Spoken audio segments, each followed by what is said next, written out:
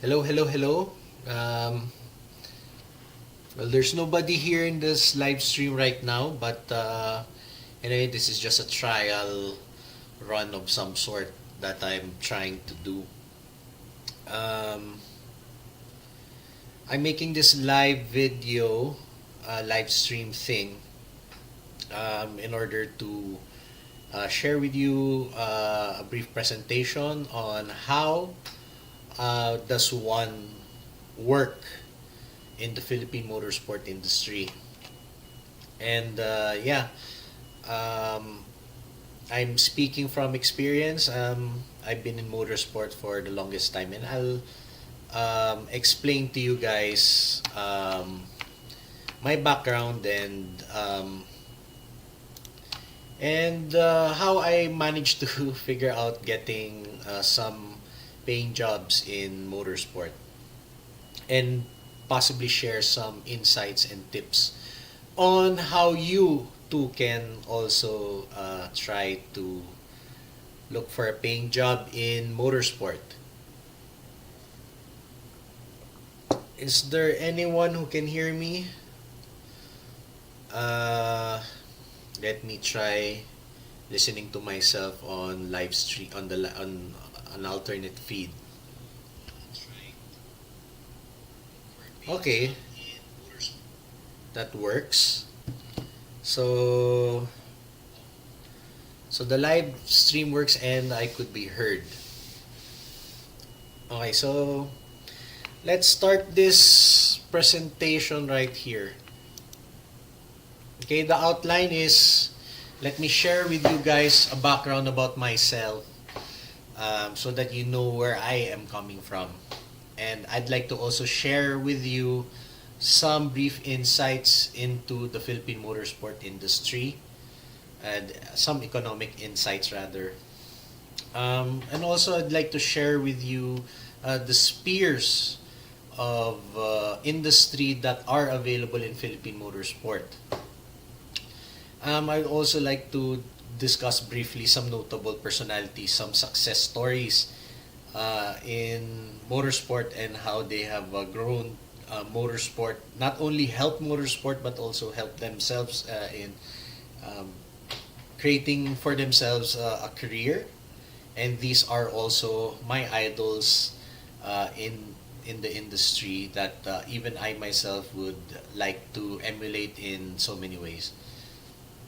And finally, the most important part of the presentation is my tips, some advice from me to for you to be able to work and survive in the industry.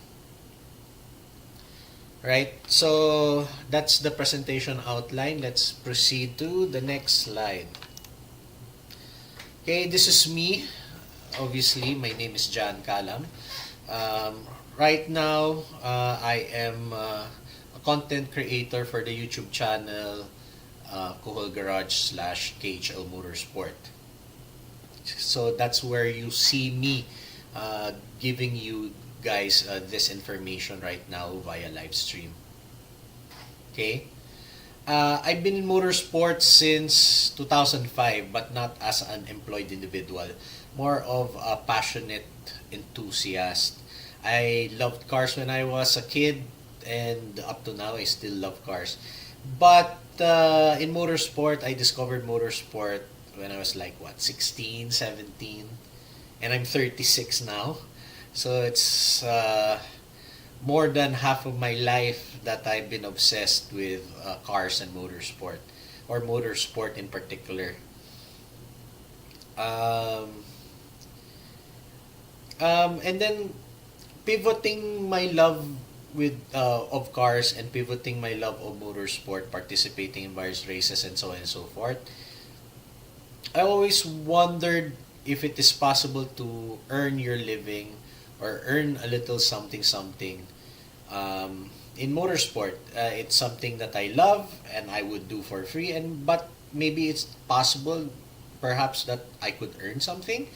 Um, I thought about, because I've seen people also being employed in various roles and positions, in the different races that I've joined. So hey, maybe I could earn a buck also.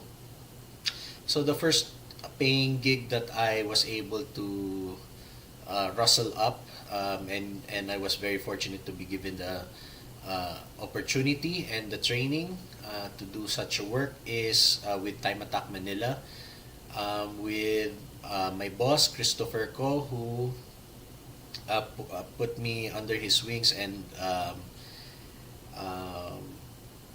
made me cover events in motorsport. I came in with the skill of writing. I know how to write, but I did not, for the life of me, knew. I did not know how to use an SLR camera. My dad had an SLR camera. He bought on a whim, and I used that for my job.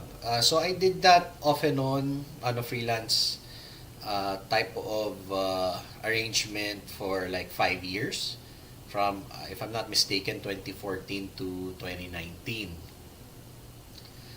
I covered all sorts of events for Time Attack Manila, and it was a very nice opportunity for me to be even more exposed to motorsports. Afterward, I was able to find a more stable gig, a more stable source of employment in the Automobile Association Philippines. That's where you see me in this picture, manning the booth in one of the car shows that the AAP had the booth in during my tenure as the motorsport assistant. So basically, I'm the lowest totem pole of the office. So I did all the menial stuff like licensing and going to different events to monitor and manning the booth and all sorts of tasks like that. But uh, it was a fun job, but due to certain things, I decided to leave. And so I am currently continuing what I'm doing from the past till present to really sustain my my vices, my motorsport vices. Is I I was and still am a small business owner. So right now I operate KBI Quick Lube, um, and on the side also um, prepare race vehicles on the side and build some custom vehicles on the side for friends who are willing to spend the money to in order for me to work on their cars. And yeah, trying to set up this YouTube channel, trying to make this channel grow and be sustainable. I don't know if I'll be successful. I don't know if I'm an interesting on-screen talent, but yeah. So trying to update videos on this channel about the things that I do anyway, with or without the camera. Okay. Educational background, if that matters, I have an MBA from the Ateneo, and I graduated cum laude in UP Diliman in business economics. So, very far from my day job of being a mechanic of some sort or a service advisor of some sort, whatever it is that I do for earning a living. But you have to also, but the thing is why I go through this one, so that you guys understand my background, where I'm coming from, and I just want to gain credibility with you guys, that I know what I'm talking about, at least for as this topic is concerned. Okay, uh, and not yet listed here is also one of the reasons why I'm making this video, because I want to also practice lecturing things, because I might be joining the academe soon. Okay, next slide. All right, so you guys are looking at um, wanting to be part of the Philippine motorsport industry, it's not just like a place where you're just gonna spend money and waste your time and just go with your hobby and your passion and your whatever it is that you like to do with regards to cars and motorcycles and other methods of conveyance where you go and race each other or just do a time trial type of event. It's not all fun and games. This industry is a place where you could actually see an economic contribution to society and the country, assuming that it is a big percentage of one's economy. Truth be told, it's not a big industry in the Philippines. It's a niche industry, but it is an industry nonetheless. Right? If you look at things globally, Ernst and Young made a study in 2019 with the cooperation of the FIA about what about the contribution of motorsport to the economy, the world economy. They have estimated motorsport's contribution to be 59.8 billion euros worldwide for 1 year. So if you pretend that motorsport is a country, its GDP or gross domestic production, tama?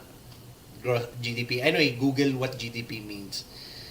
Basically, GDP is like the output of a country, or production of a country, or the net value added of a country. Whatever its production, whatever a country is able to produce in peso and dollar terms, its manufacturing and service output is what is the size of its economy basically. So that's what GDP is. So if you're going to pretend that the global motorsport industry is a country providing output, its output is 59.8 billion euro. Okay, so let's skip first to the next slide. If you look at this graph, okay, this chart, this is from the report, copy pasted from the actual FIA report, prepared by Ernst and Young.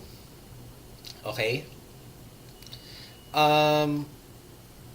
you could see for 2019, the output of motorsport is greater than the combined gross output of the world's 25 smallest nations. Alright, so motorsport has some contribution, but in the grand scheme of things, if you again look at the chart, it only makes up probably very, very roughly, actually it makes a sizable contribution to the gross output of sports and recreation in general. It is 1/5. Am I right? It's 1/5 more or less contribution. So with regards to sport and recreational expenditures or output, motorsport has a big contribution to that one. But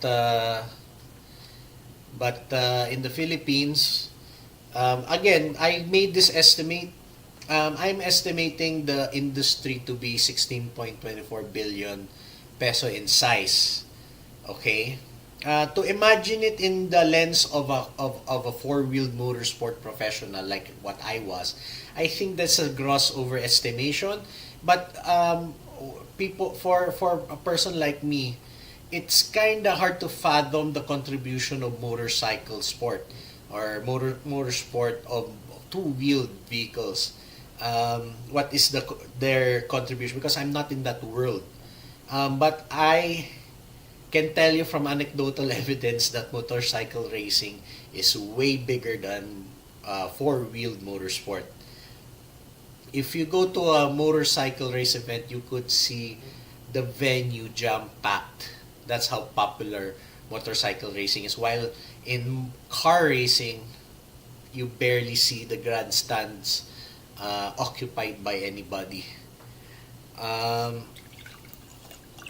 I saw that with my own eyes when I attended like a Moto IR event or something similar like that, or Philippine motorcycle famous event. Was it famous? No, no, not famous. It's Morak actually. Morak event where the first time in my life I saw Clark International Speedway's grandstands chock full, absolutely full. So in the Philippines, motorcycle racing is bigger.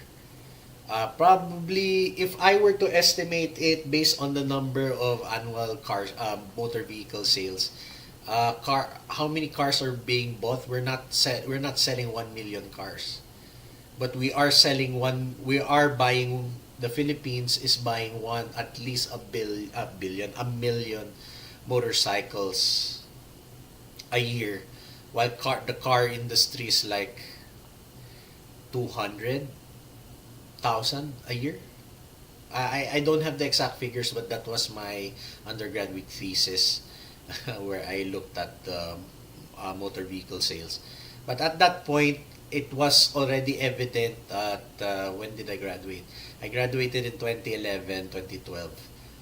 In 2012, it was evident that there are at least three times more motorcycle sales than car sales. So if you look at that, you can say proxy data set, you could definitely believe that the motorcycle enthusiasts are more numerous than car enthusiasts, and there are more motorcycle race enthusiasts than car racing enthusiasts. That's just the reality here in the Philippines, but I'm sure in the more posh and the more developed countries, car racing would be more popular probably. Again, it's related to the people who are actually using cars and or motorcycles in their day to day. What would they appreciate more? Okay. So anyway, this 16.24 billion is an estimate size, using again a very rough estimate using the Philippines GDP in proportion to world GDP, using that ratio and multiplying it by 59 billion, and you will get this figure. And if you would notice that on average, with 115 million people, a normal person spends annually 140 pesos in relation to motorsport. So of course that's deceiving, and it's not necessarily that each and everyone is spending 140 pesos. There are people spending millions and millions of pesos in motorsport, and there are others that are not spending at all. But it seems kind of right. Um, I think this is a very good rough estimate. And then also using another proxy data to derive an estimate. If there are 1.5 million people working in motorsport as per Ernst& Young, again, if you prorata Philippine population versus world population, you can estimate to have 21,900 people working in the motorsport industry, which sounds a bit high, but probably also my gut feel says it's kind of close to reality. But again, this is rough estimate. I pulled the figures out of my butt in a sense, but with some rationale. Okay, so in short, just I want to emphasize that it's not a small thing, it's not a niche. It's a niche thing, but it's not that niche, it's not small, it's not unknown. There is money here. There is 16.24 billion annual expenditures done in the Philippine motorsport industry. I mean, if you want to do a business, or if you're looking for gainful employment, there is money here and there are people spending. So therefore, you can tell your parents, you can tell your significant other that, this industry is an industry worth pursuing as far as a career is concerned. Of course, if you're passionate about it, the money doesn't matter. But at least you could assuage your loved ones that you're not jumping off a cliff with regards to your career. Okay. Next slide. Um, these are the realms that encompass the various jobs and business opportunities that you could find in Philippine motorsport. Okay? Let me look at my notes. I prepared notes.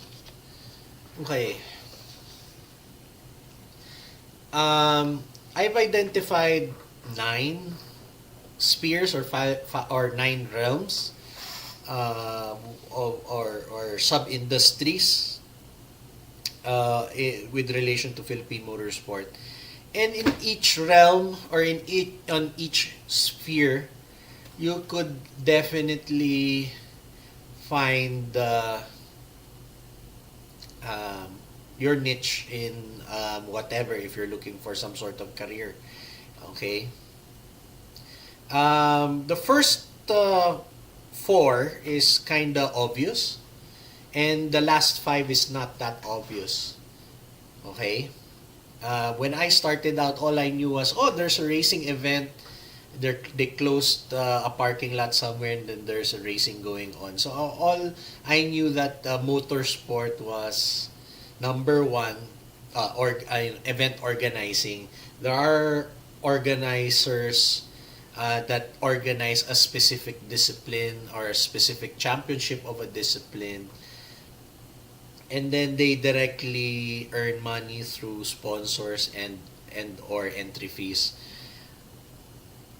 to host these events.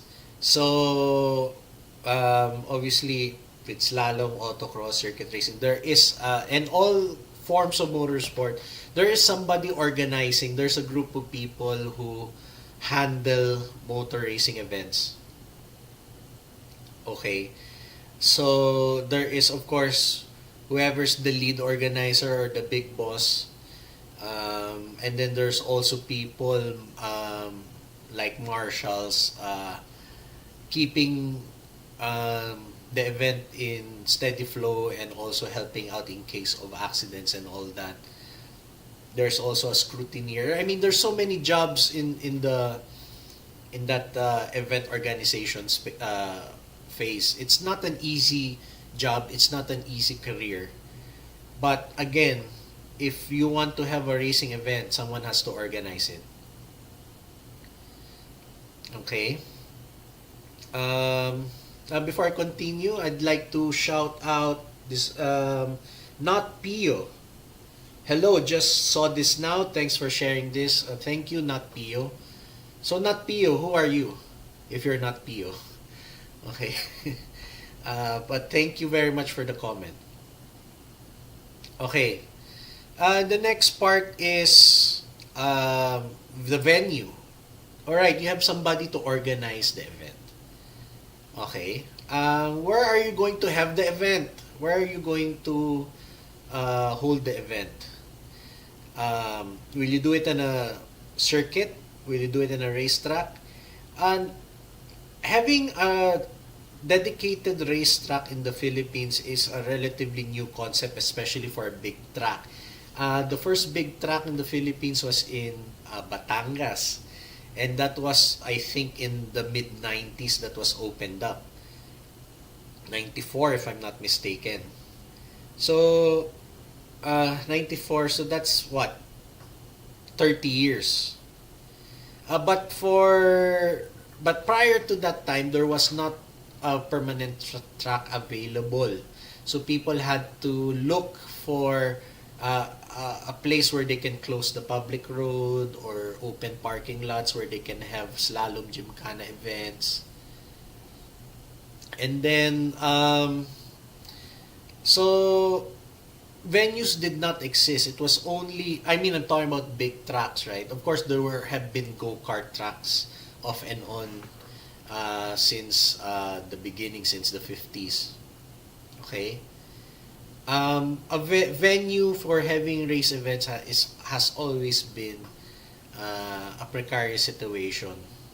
Um, and so, finally somebody or a group of individuals have, or I don't know who exactly, what is the ownership structure of Batangas Racing Circuit, Clark International Speedway, and all these places. But as far as big tracks are concerned, at least somebody or somebody, whether a juridical entity or a person or persons, have finally thought of investing at that time to make a big track. And so, you could say the golden age of circuit racing in the Philippines stemmed from that, from the 90s until, I guess, until present. I don't know exactly how you would chop the golden age of certain disciplines, but anyway, going back to the main topic, I mean that particular topic, investing in a venue helps also in providing people a space to host their events and to have events in a safe area. Okay, to close a public road is very difficult. That's why I also am at awe with all these rally guys, the old people, mga lumang tao, as they call themselves, to that they made rally racing very strong in the 80s and 90s. Very, very strong. That, I think, was the golden age of rally. Okay? So, but now at least there are permanent venues. But let's not talk about I mean, we talk about the big tracks.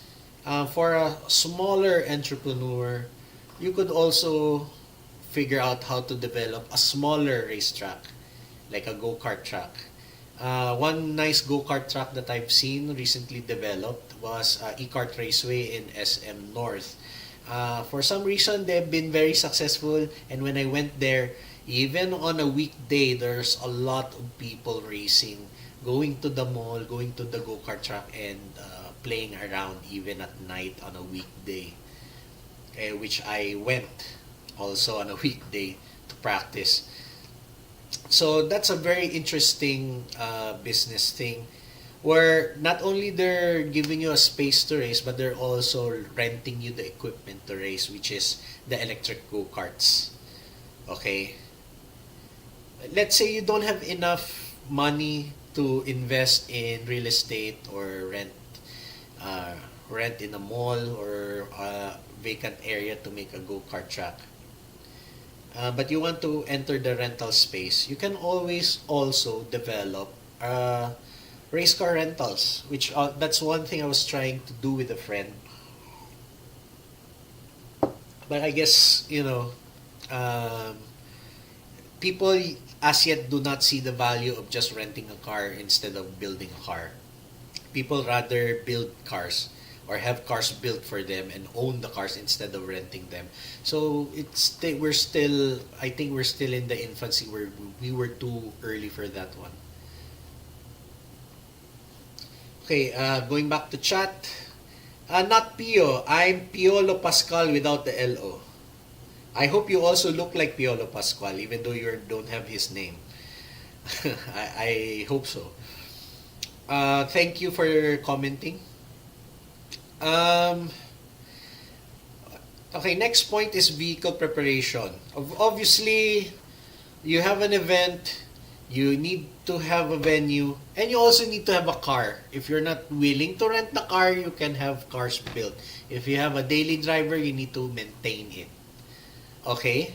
So, this is also another popular way in which people enter the industry, by being mechanics, being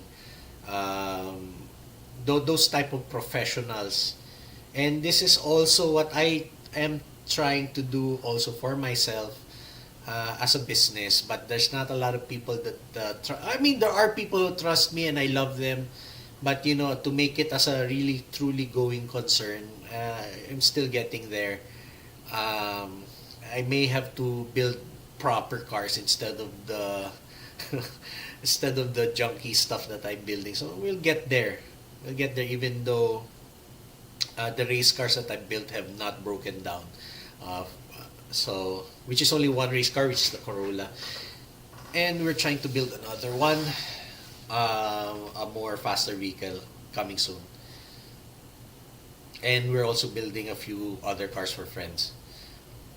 Anyway, I digress. This is, of course, you're gonna see all the talyeres, all the people fixing up the cars, maintaining the cars, having your own mechanic, or pulling out having a mechanic on call for your racing needs. This is where you see an opportunity to make money, especially if you're mechanically minded. There's always opportunity in motorsport, and of course, outside of motorsport, in fixing cars. And a specialized need in fixing cars are, especially if you're an electrician, or not just a general mechanic. It's like being a mechanic is like a doctor. You can have specializations. Okay. uh you can be a GP, right? And then you could be an endocrinologist, neurologist, biologist. Wait, not biologist. Whatever internist. I'm not a doctor, so it's not my field. But in the lines of being a mechanic, you can also be an electrician, an aircon tech, a tinsmith, painter. There's so many sub things where you could differentiate yourself and specialize in that one. So you have the racing event, you have the venue, you have the vehicle. You also have to buy the stuff to maintain your vehicle, right? So this is a separate thing from the service aspect. This is now the parts aspect. So this is where you have your auto supplies, people importing and selling performance parts. That's also where I come in also as a business, that I also am trying to do. Not necessarily on the performance aspect, but more on the consumables and spare parts aspect, but not necessarily on motorsport. But you have all these guys importing all these specialty performance parts, and and people who are selling tires for ordinary people are starting to come up now with sports and racing tires to market to the niche and but enthusiastic consumer base that requires performance and grip. Um, so these are the four things that you kind of see. If you're a newbie, this is what you kind of are kind of aware. But there are other things also, other aspects that are not so obvious to the layman. But before that, let's look at chat. Just saying, we met in the first Dirt U event. I had the silver Toyota Echo. I only found out through your FB you had the Facebook page. Okay. Yeah, I remember you. You are my Facebook friend. So, yeah, that was a fun time. And to those people who are not aware about Dirt U is Dirt University. Um, I don't really. I'm not 200%. I'm not really 100% familiar on who really the organizers are. I mean, I know their names, but I don't have a super personal relationship with them. I just joined that event for fun, and I had my cousins with me. I wanted to take them out. Um, but wasn't able to bring my actual race car at that time.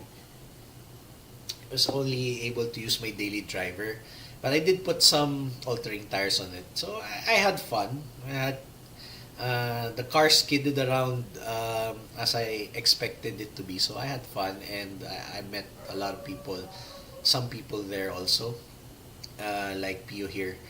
Uh, and my advice really is, if you guys have an opportunity to take um, motorsport driving lessons, it's best to do it on the dirt. Okay, don't do it. I mean, not don't do it on tarmac, but you really understand car control when there is no grip on the surface. All right. It took me. I never had a dirt driving experience. The very first time I had was in 2018 in Davao. Okay, that's a story for another day. But that's where I appreciated car control.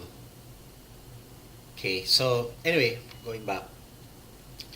So if there's another Dirt University or Dirt U course present, I suggest that you guys take the opportunity to enlist in that one. And I think they're renting their cars very affordably for lessons during those events. So it's not too financially tasking to experience dirt driving. Anyway, okay, these other things are more not evident, esoteric with regards to motorsport. Okay, so now you have the event, you have the venue, right? And you have the car, and you have the car parts to fix your car, and you have somebody to fix your car.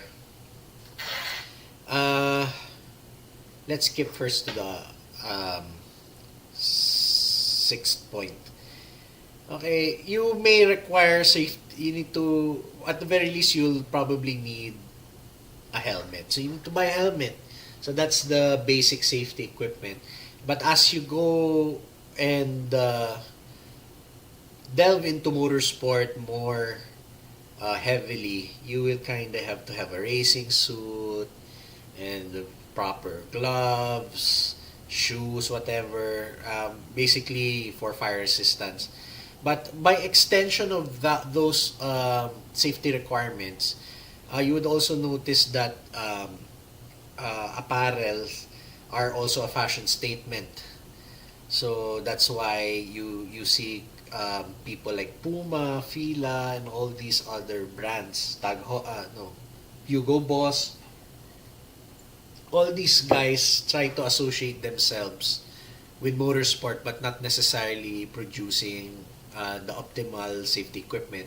You have Alpine Stars, you have Sparco, you have OMP, and what's the US brand that I have? I forgot. Race Quip, and other manufacturers of racing suit. I mean, these manufacturers are creating all creating safety equipment, but the other fashion brands just tie up with the fashion and lifestyle aspect of it. But we can always lump it with Philippine motorsport because they, or motorsport in general, because they, again, through sponsorship, support motorsport. Okay. Um, One thing also that I noticed with people, with people aspiring to be part of motorsport and lifestyle, motoring lifestyle, is, I see a lot of photographers out there, people wanting to be photographers, people trying to join every car meet and taking pictures and putting it on Facebook. There's a lot of you guys. I don't know how I would tackle being able to stand out with that type of yeah. Everyone wants to be like Larry Chen or something. So I guess it's a very difficult thing. I was a photographer. I have no interest in photography. I like photos. I like taking photos on my cell phone, but I don't, the nuances, the nitty-gritties, shutter speed, whatever stuff. I barely know the, even though it was my profession, I barely know the terminology. So I don't know how you guys are able to sustain what you call this, trying to be like Larry Chen or something. And Larry Chen really, really went through the motions, really not suffered, but really partook in the struggle. He's like 40, if I'm not mistaken. And we know Larry Chen as Larry Chen now, but he started like 20 years ago. And he was a nobody with the camera and sleeping on the floor just to cover events with no money. So anyway, that's a tough gig that you guys have as a photographer. But the space is bigger than just photography. I mean, if that I mean, why are you a photographer? What is your purpose for a potential client? Is that you want your client wants to promote something, whether it is his own car, or maybe his driving. He wants to promote himself as a driver. Basically, you're there to promote something and to share something, uh, and and hopefully find an audience for that something that you're trying to create. And that's a need because people do spend money and a lot time for promotions, marketing themselves for sponsors, marketing their sponsors while as and when they race. It's not just a matter of sticking stickers on your car of your sponsor and then that's it. It's not like that at all. Putting a sticker does not mean anything anymore with the advent of social media where content creators and influencers play a bigger role in selling cars than car magazines. That's why car magazines are also slowly dying. Top Gear Philippines as a printed piece of paper is dead. I think C Magazine is still printing, but I think that's the only guy left, if I'm not mistaken. So, um, even though there are changes in that industry, you have to also realize that it's still a need. So, if you are a car enthusiast, a motorsport enthusiast, and if you can help an individual, whether it is a racer, a brand, a team, an event organizer, and taking pictures, that's a need in promotions. If you're willing to do it for free initially, and if really someone finds value in what you're doing, eventually you'll get paid for it. But realize that is an opportunity that you have, and don't just stick to taking pictures of people and models in car shows. Well, that's a thing, but that's, I think, saturated. So you have to figure out your own way. I guess that's just an advice. Given that I did that job sort of for 5 years, I don't know if I did it well or not, but I did something. Okay. One thing also that is underserved is education and coaching.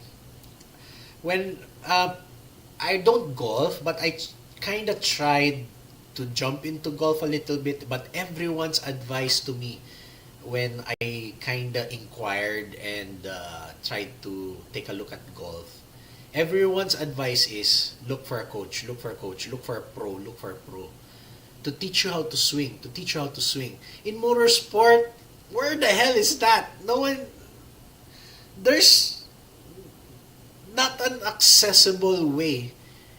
It's not accessible to find a pro or a coach to teach you or to guide you how to drive. It's not there. That's why I'm very thankful of programs undertaken by initially by Tuason Racing, and then but most importantly by the AAP with the Motorsport Development Program, that really got me first started, and secondly got me more attuned with driving a car at high speed. And this is an unserved space, but there are people, there are already educators, but not enough.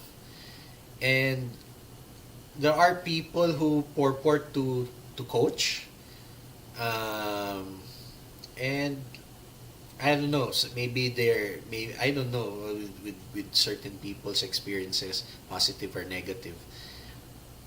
But this is unserved, and it's a need because you kinda if you're starting out, um, don't be like me. It took me 15 years to understand how to drive a car properly.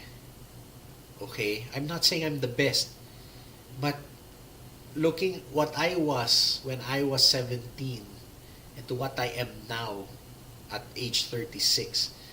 Ah man, if I knew what to do then, I would probably be one of the best race car drivers in the Philippines.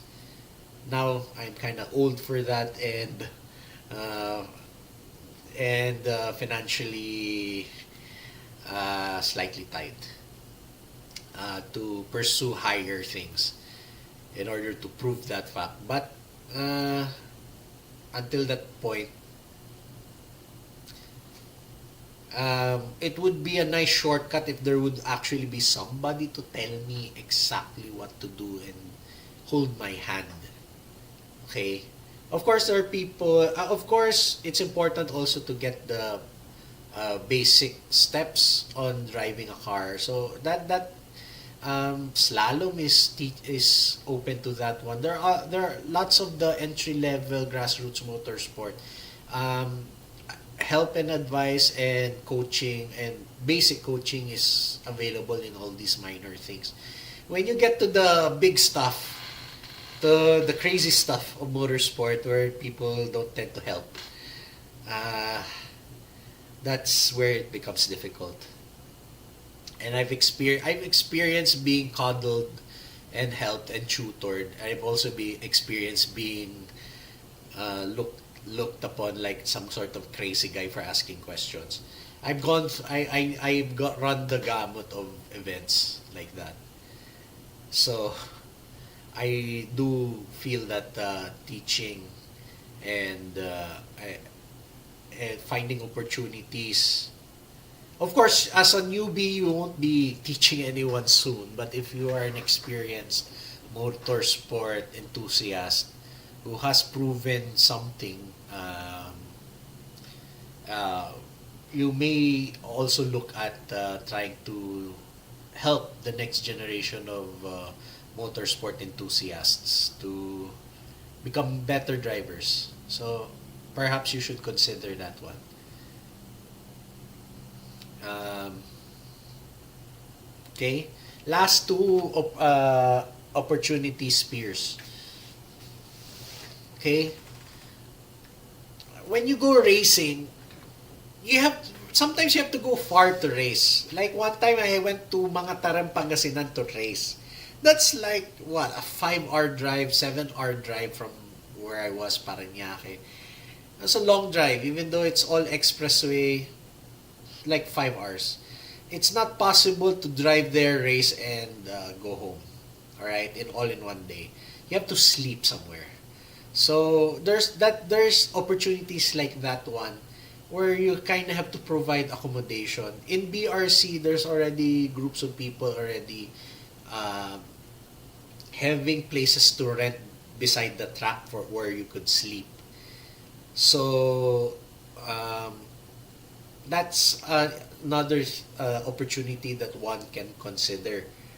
In Clark, there's a lot of already motels and hotels there, so it's not necessarily needed. But if you're having a race in the sticks in a permanent location like Batangas, where it's like in the middle of farmland or something, um, accommodation is not that easy to get in those type of places. But again, opportunities there.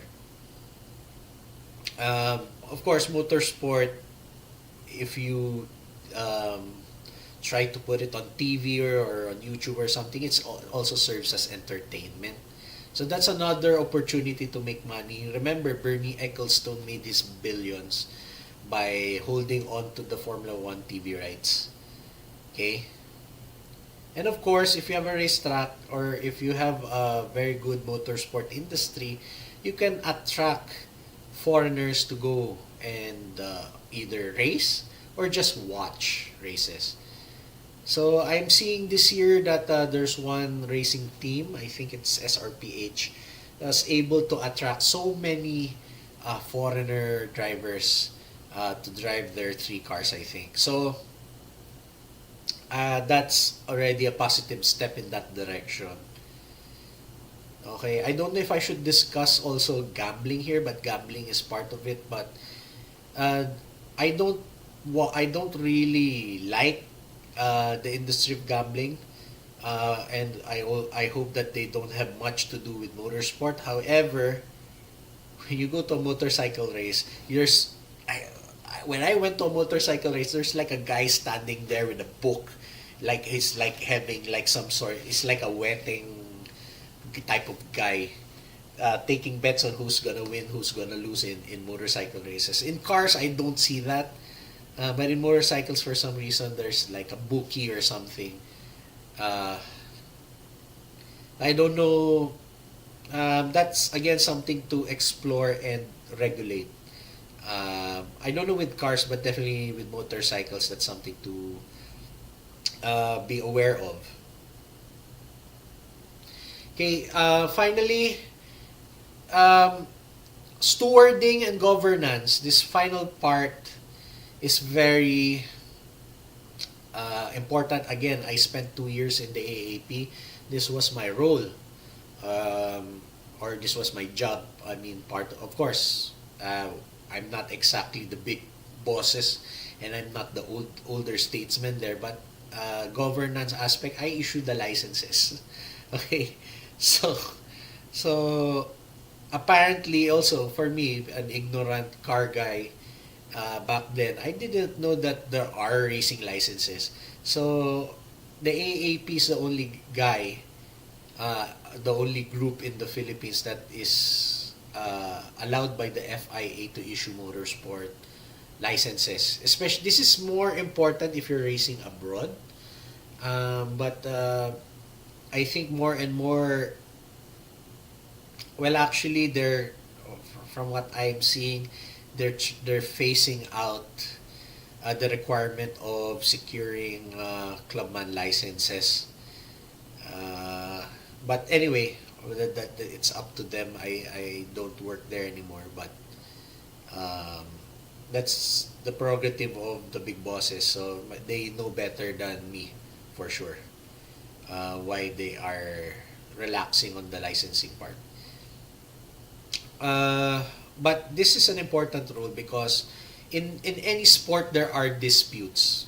People will hit each other. Their cars will hit each other. You watch the Austrian Grand Prix 2024, right? Max Verstappen and Lando Norris hit, and Lando Norris was angry, and Max Verstappen was distant, and whatever it is, whatever brouhaha they have off track. But there's somebody to give a penalty to Verstappen. Who is that person? It's the stewards, right? So that's a job. Okay, and again, this is not necessarily open to newbies. Um, you kind of have to be a senior guy to be a credible person to manage disputes and handle um, all these sporting issues.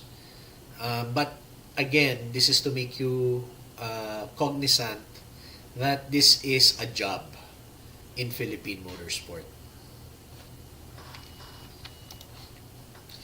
Very briefly, let's discuss some notable personalities that have that I look up to with regards to making motorsport a career. Obviously, there's Johnny Tan, who is the owner of Batangas Racing Circuit, Kilton Motors. Their group owns Batangas Racing Circuit, Clark International Speedway, Carmona Racetrack, and the racetrack in Palawan. And I don't know if they own any more, pero at least they own four of the major racetracks, two major karting tracks, and the only two big tracks in the Philippines.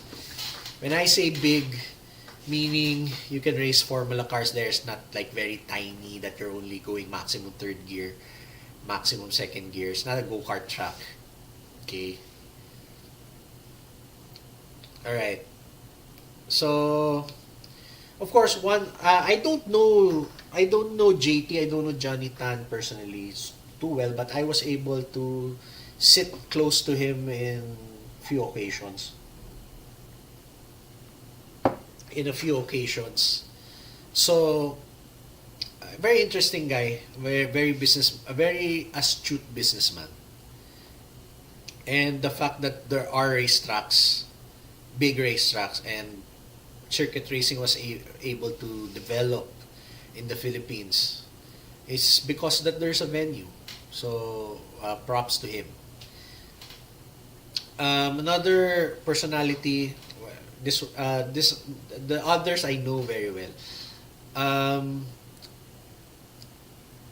um, my very first exposure to motorsport was through Tuason Racing, which is outfit or owned by JP Tuason. Um, so, um, you know, let me see, um, you cannot say that JP is like a nepo baby. You can't say that even though his father was Arthur Tuason, one of the legendary rally drivers of the Philippines, right? Um, he has built his motorsport business from scratch without his father. His father died young, and he was a struggling college student, etc. And they were able to swing and develop this massive events organizing and educational and marketing company called Tuason Racing from scratch. And I could not say I was there from the beginning, being part of their events. Well, I've not worked for Tuason Racing, but I was a very, and even currently, an avid um, participant in their events. So, I mean, what rags to riches story, and in relation to motorsport as well. Tuason Racing is really a very interesting business that not only has provided good uh, income for its proprietor, but also helped in making motorsports very strong because they're the organizers for the Vios Cup, and it's the 10th year of the Vios Cup in the Philippines. And at least Toyota has found a very good partner that really uh, a partner that's able to really create a very solid racing event that is entertaining, um, and also providing Toyota with very huge media mileage. And I guess that is the magic and the skill and the ability of the people behind Tuason Racing, especially JP Tuason. Third guy is Matthew Romualdez. He's a photographer. I guess he's one of the best photographers I've seen in Philippine motorsport. He's definitely way better than me. Um, already reached a level that he's being shipped out already to different countries to cover international racing events. So he's one of the guys that I guess the aspiring photographer should look up to when looking at that media career. Okay. Fourth person, the big boss of Philippine Motorsport is Mark Desales. He is currently the CEO of Automobile Association Philippines. Sir Mark has been is like a superior above my superior, so two levels up the corporate ladder. But definitely he's a circuit and rally guy that also started from um, like what my position was in AP, like basically the gopher of the department. But from being a gopher, a motorsport assistant level, he has worked hard and achieved being not only being the CEO of AAP, managing this storied national car club, but also being able to make an indelible mark in Philippine motorsports through its management. So basically on sporting and governance side, he's like one of the top, if not the top guy that I also look up to in that aspect. And finally, the last part is my mentor in driving and sometimes my mentor also in non motorsport things, Coach Vip Isada. So he is a Philippine 10-time national rally champion and uh, I, he's an educator at heart. He was my professor in UP. For some reason, there was a motorsport PE class in UP Diliman. So, and it was being taught by Coach Vip. So that's where I first got in touch with Coach Vip. He is the chief instructor of the AAP Motorsport Development Program.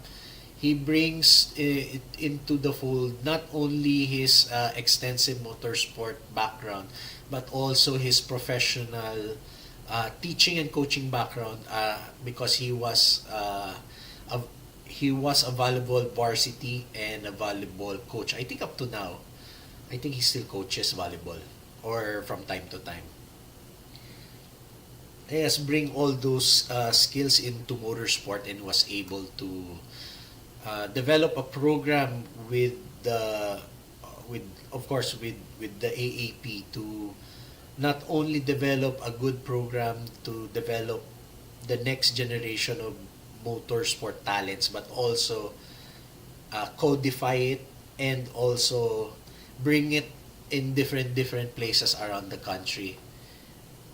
Um, so in the educational sphere of the motorsport industry in the Philippines, Coach Viv has made an indelible mark in that aspect.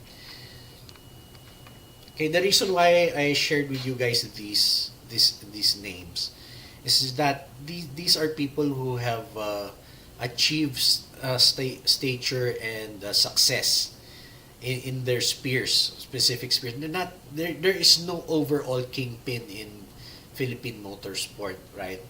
It takes all the people involved, even the newbies, even the old people, and everyone in between. It takes each and every one of us to make the industry. Okay? And the only way to help the industry is to do good in it, and it would also help to emulate our idols, our heroes, and these are just a smattering of my motorsport industry heroes. Final slide. Thank God I'm losing my voice. Water break. Is anyone else watching? Can you please comment? While I drink water. I'm losing my voice tomorrow. I don't think I'll have a voice.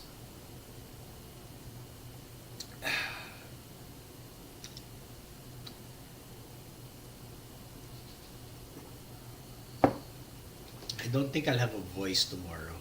It's okay. Okay. You're still here, not PO. Okay. Thanks. This is the last slide, and then if there's anyone there going to ask questions, also I can stay for a few minutes. This is, I think I should be done in 5 or 10. All right. You want to look for an opportunity, whether you want to do a business or you want to look for a job in Philippine motorsport. Okay? What are my tips? Definitely, I'm not gonna be able to give you a job in motorsport. Okay? I'm also looking for jobs. Okay? I'm looking for a racket. I need money.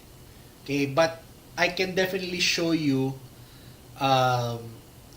what I did because I was able to land 2 jobs, right, in the past.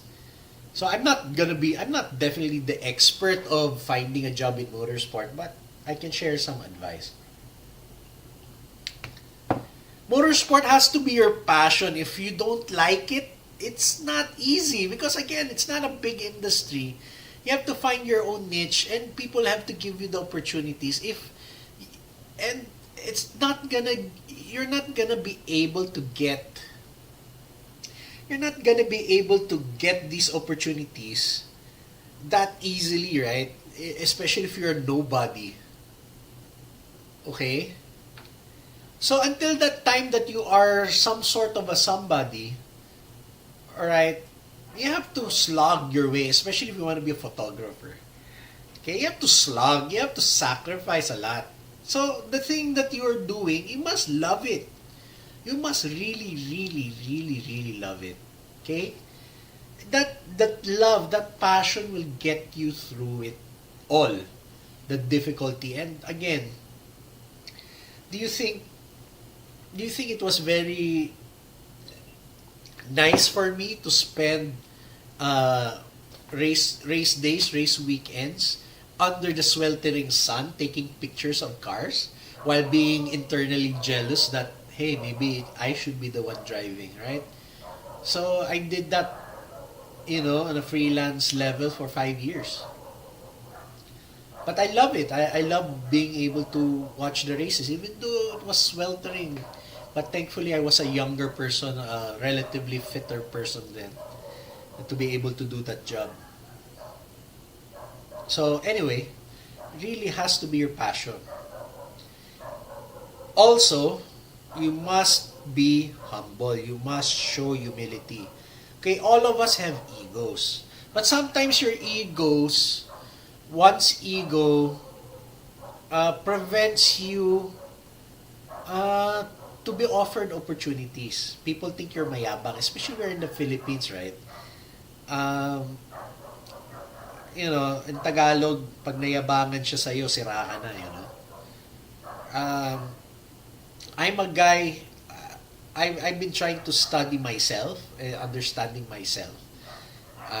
Even up to now, I'm trying to understand who I am, what I am, right? And how I appear and act in front of people. People think that, people think I'm like, Tagalog mayabang or what, arrogante, like I'm an arrogant person. Nothing I can do. Maybe I really am. But it is my job to prove people not necessarily wrong, but at least to tell them that I'm not that bad of a guy. Okay? Especially when you're in a working environment. When you're working with somebody, you kind of have to like that person also. It's not nice to have a work environment that you are working with people you don't like. Okay, so you as the individual, you kind of have to be nice, right? In Tagalog, magpakumbaba ka ng konti. Uh, I've seen a lot, and in this line, just one guy who doesn't like you will destroy your reputation, and you will not get any more jobs. any more opportunities, right? Maybe that has happened to me. Who knows? Maybe I did something wrong back in 2022, which I may or may not say. But regardless, um, that's the thing. Um, let's jump onto the fifth point.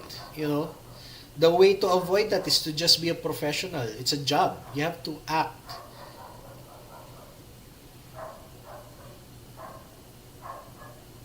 I heard something.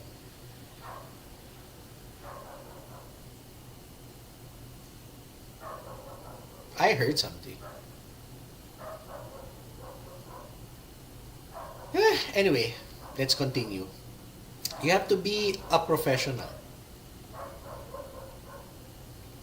I'm hearing things on this side, like a car or sliding metal or something.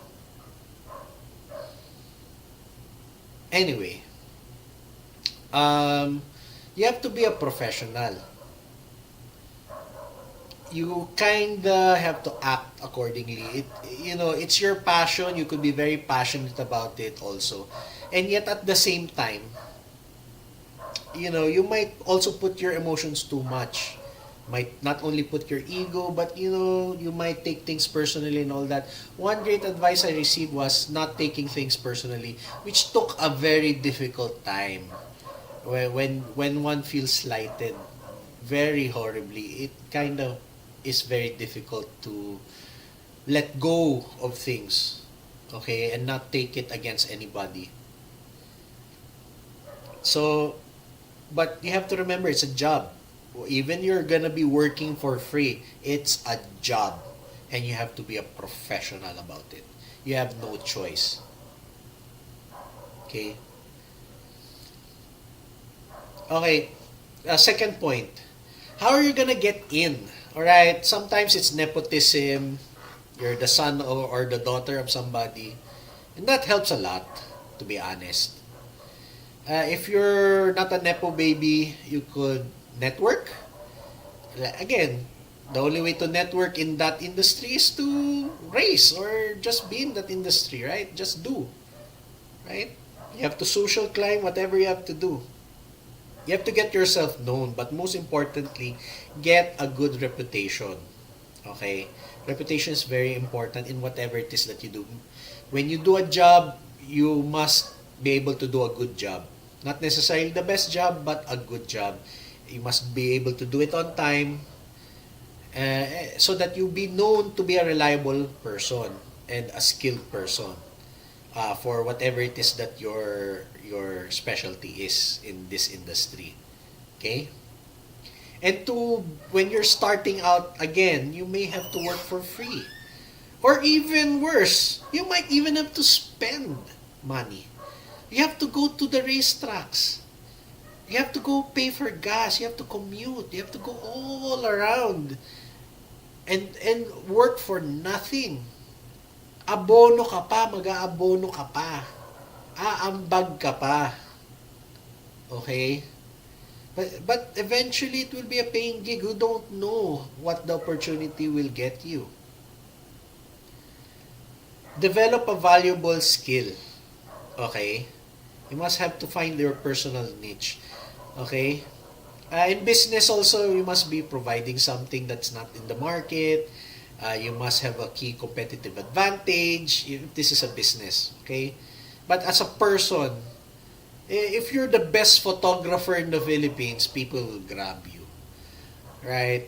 If you are the best scrutineer of a race car, you could see where people have cheated, where people have script very easily, very quickly, and you are reliable in that aspect, they will get you.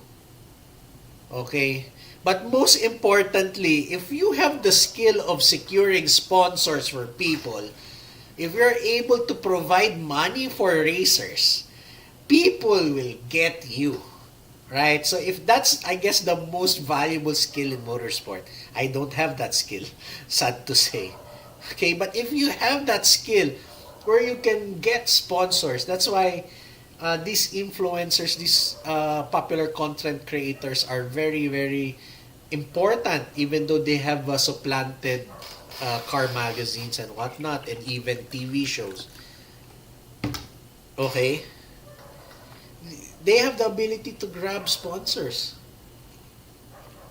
and they have an audience that will listen to them.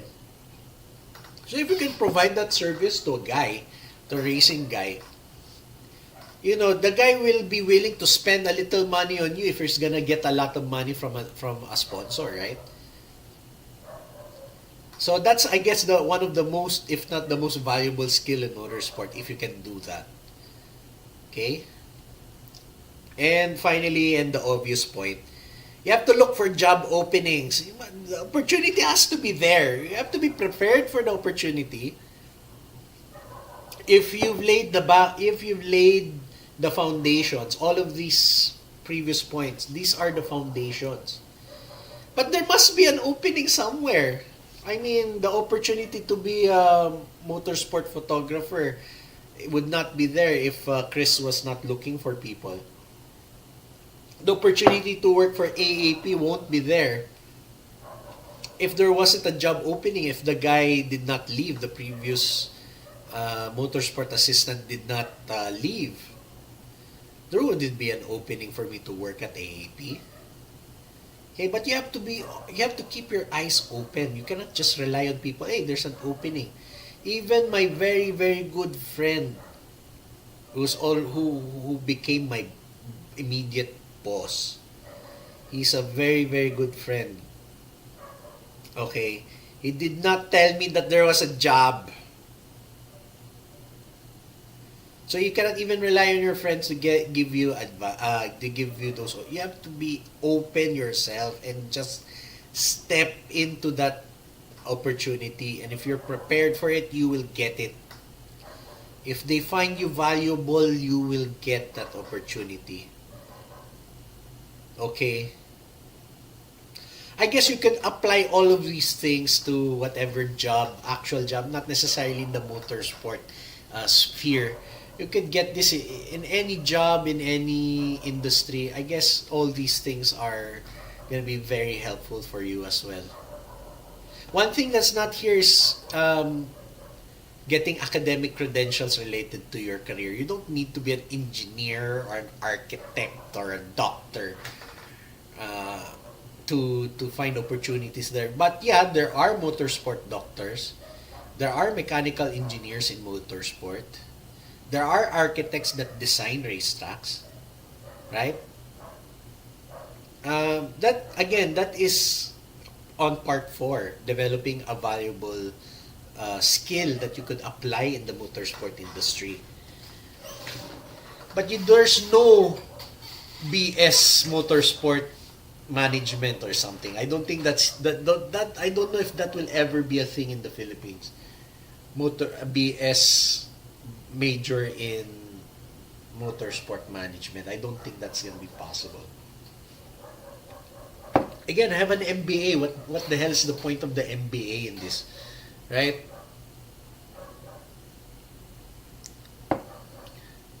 So those are basically my advice for you guys. And if there are any questions, I've already talked for how many minutes? I've talked for 1 hour and 20 minutes. I can stay here for 5 more minutes before we close this stream. If you guys have any questions, please do let me know. If not, I'll just go drink water and end this stream.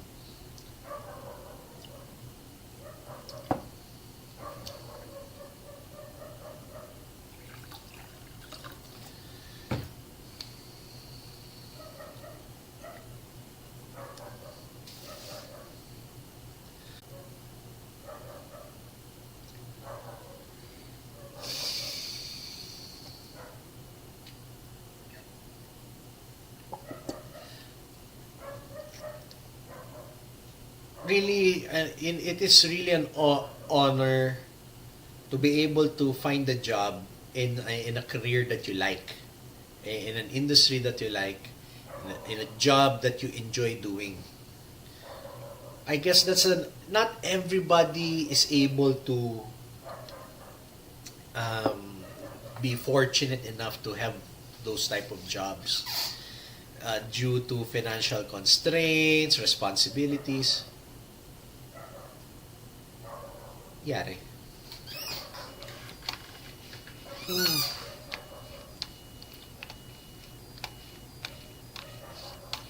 Yari, yari, yari.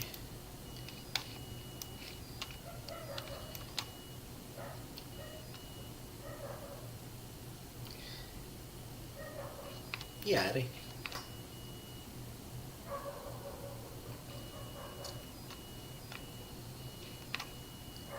Eh, there's an error in the stream. Oh, I think we're still streaming. I'm seeing an error in my OBS. But I've seen a chat by Not Pio. Okay. Not Pio, just one question. Would you say you can solely rely on getting a job in motorsports, or would you need to look for another job first and work in motorsports as a sideline? You have to look. Um, let's say Matt Romualdez. Let's use Matt. I don't know him 100% the totality of his life, right? But I did met him, and he's a good, a decent friend. He has a business. He's not a full-time photographer. He has a full-time business as well. Okay. It really helps that if you have a leaning towards entrepreneurship in a sense, because you try to find ways and means to make a buck, and yet at the same time have the time to pursue whatever it is that you like, and perhaps it could also make a buck. Um, to be very frank with you, with all my opportunities in employment, never was it sufficient to pay the bills, on my sense. But on other, if one were to really slug, if I chose to remain in the AAP, perhaps I would have a nicer position. Perhaps, I don't know. A lot of ifs, a lot of hypotheticals that may not have been really possible.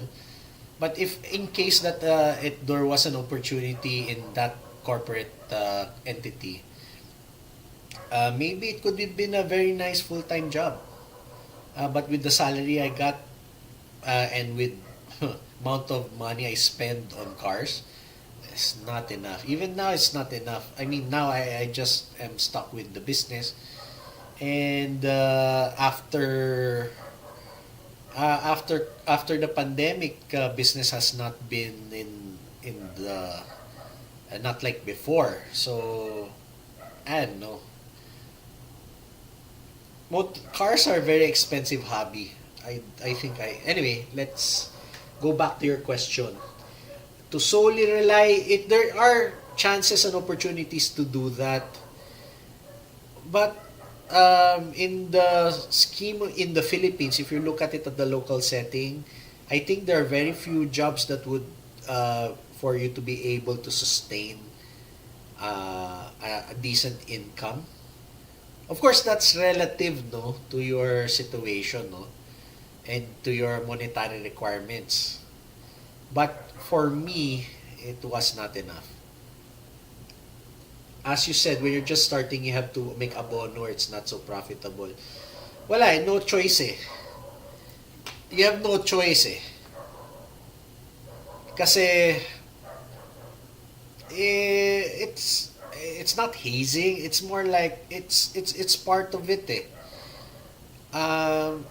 You're jumping to an industry that is competitive with few paying positions, and there's a lot of people who desire it. You know, everyone wants to be a model, everyone wants to be an artista, but not everyone can definitely make money in becoming an artista and becoming a model. Not everyone will be a supermodel, not everybody will be a top A grossing artista.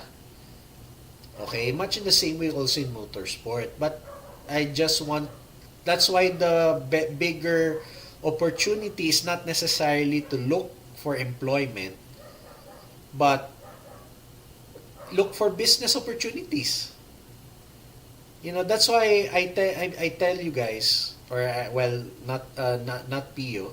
Well, not Pio. If you have the opportunity to do some sort of business, not necessarily like, oh, racing and whatnot, doesn't have to be, maybe something ancillary to that if you like something to do. Or it could also not be completely related to the motorsport industry, but eventually you'll get there, somehow. Life is short, but life is long enough where you could shape your life the way you see fit. Okay? It just depends on what exactly it is that you want to do and what fate gives you as kumbaga anong tadhana mo and anong kapasidad mo sa pagtanggap ng tadhana. Like for me, I was fortunate enough to be able to pursue motorsport stuff. But as I grow older, when you have a mortgage, when you have a car payment, well, I don't have a family, but you have these adult responsibilities. You have to kind of think where would be the best.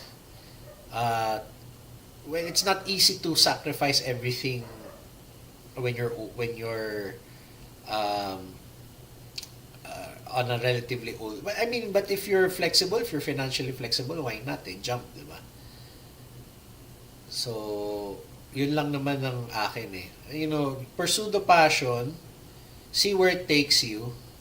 But of course, don't let it break you also. You have to make your cost benefit analysis. Your personal cost benefit analysis if it's worth it for you nga or not. So, but if you are willing to work for free, there's a lot of opportunities as you learn also. As you learn more about your desired trade or your desired niche. But definitely, what's gonna be difficult is if you want to be a professional race car driver. I don't think that's possible. And I asked that question when I was younger. They told me, the older people told me, the most that you could ever aspire to become as a professional race car driver is that 50% of your expenses are sponsored or are shouldered by outside people or by sponsors. Yes, even though you're one of the best race car drivers in local motorsport, you have to still make a bono. Alright, even though you're winning championships. So that's why like people like Marlon Stockinger, Bianca Bustamante, and anyone else who wants to climb that ladder have to go out. You have to go out of the country. Um, you could figure out another way, not necessarily you're like a top tier driver, but if you're able to provide a marketing service, you may be able to do motorsports in a professional manner that you're able to have people pay for your activity, but yet at the same time you have to give them an equivalent or greater value in their marketing or whatever it is that they're trying to do for their business. Why will somebody give you money for your hobby? They will give you something if there's a greater benefit uh, when they invest in you. Okay? That's not only as a professional race car driver, but even as a motorsport. Any being a professional in anything. Okay? They must derive a benefit, a greater benefit, or an equal or greater benefit. Why would they work with you, and have you work for them also?